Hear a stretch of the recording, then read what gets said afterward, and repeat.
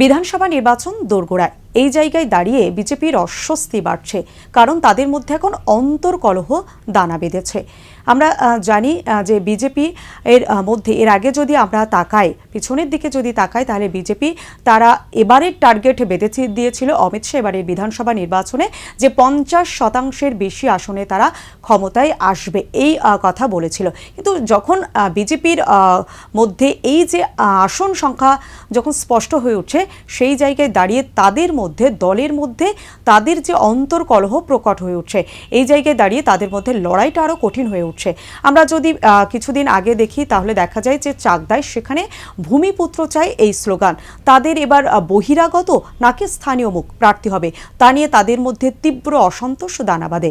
এবং আজকে যদি আমরা দেখি, তাহলে দুর্গাপুরে সেখানে দলেরই তাদের যে কমিটির সদস্য অভিজিৎ ভট্টাচার্য, তিনি বিজেপির বিধায়ক লক্ষণ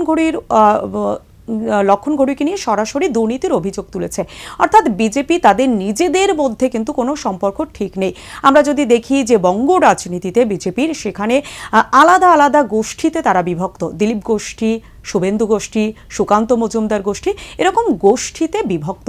তারা যখন গোষ্ঠীতে বিভক্ত, সামনেই নির্বাচন, তাহলে নির্বাচনে যে টার্গেট বেঁধে দেওয়া হচ্ছে যে 50% আসনে তারা এবার লড়াই করবে, সেই জায়গায় দাঁড়িয়ে যদি তাদের মধ্যে নিজেদের মধ্যে কোনো মতানৈক্য না থাকে, তাহলে তারা কিভাবে নির্বাচনে লড়বে? স্বাভাবিকভাবেই এই প্রশ্ন সামনে উঠছে। কারণ যে টার্গেট বেঁধে দিচ্ছে, তারা সেই টার্গেটের দিকে এগোবে নাকি তারা নিজেরাই সেম সাইড গোল করবে, সেই প্রশ্ন উঠছে।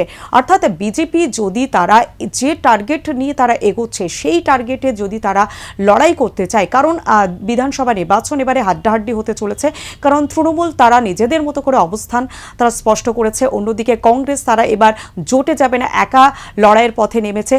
বামেদের মধ্যে জট নিয়ে একটা জটিলতা রয়েছে, কিন্তু সেই জায়গায় দাঁড়িয়ে পশ্চিমবঙ্গে প্রধান বিরোধী দল বিজেপি, সেক্ষেত্রে যদি বিজেপির মধ্যে কোনো সংগঠন মজবুত না থাকে, তাহলে যে সংখ্যা কেন্দ্রের তরফ থেকে বেঁধে দেওয়া হচ্ছে, কেন্দ্রীয় স্বরাষ্ট্রমন্ত্রী অমিত শাহ তিনি বলেছেন যে 50% আসনে তারা বেশি আসনে তারা এবার পশ্চিমবঙ্গে ভোটে তারা আসন সংখ্যা তারা দখল করবে। কিন্তু সেই জায়গায় যখন আসন সংখ্যা স্পষ্ট হচ্ছে, তখন দলের মধ্যে অন্তর সংকট কিন্তু প্রকাশ্যে আসছে। তাদের নেতৃত্ব বনাম নেতৃত্বের একটা লড়াই, সংগঠন বনাম সংগঠনের যে লড়াই, সেই জায়গায় দাঁড়িয়ে তারা নিজেদের ঘর কতটা সামলাতে পারবে, সামনের এই বিধানসভা নির্বাচনের আগে তারা নিজেদের কি এই দ্বন্দ্ব মেটাতে পারবে, এটাই সবথেকে বড় প্রশ্ন হয়ে উঠছে।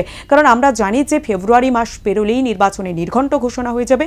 সেই জায়গায় দাঁড়িয়ে হাতের সময় একদম কম, সেই জায়গায় দাঁড়িয়ে বিজেপির এই যে অন্তর সংকট, সেটা কি মেটাতে পারবে? কারণ আজকে দুর্গাপুরের যে ছবিটা প্রকাশ্যে এসেছে, যেখানে তাদের দলেরই কমিটির সদস্য অভিজিৎ ভট্টাচার্য যখন লক্ষণ ঘড়ুইয়ের বিরুদ্ধে অভিযোগ করছেন, যে দুর্নীতির অভিযোগ করছেন, সেই জায়গায় দাঁড়িয়ে এবং তিনি বলছেন যে তাকে যদি, লক্ষণ ঘড়ুইকে যদি প্রার্থী করা হয়, তাহলে তিনি এবার নির্দল হয়ে দাঁড়াবে।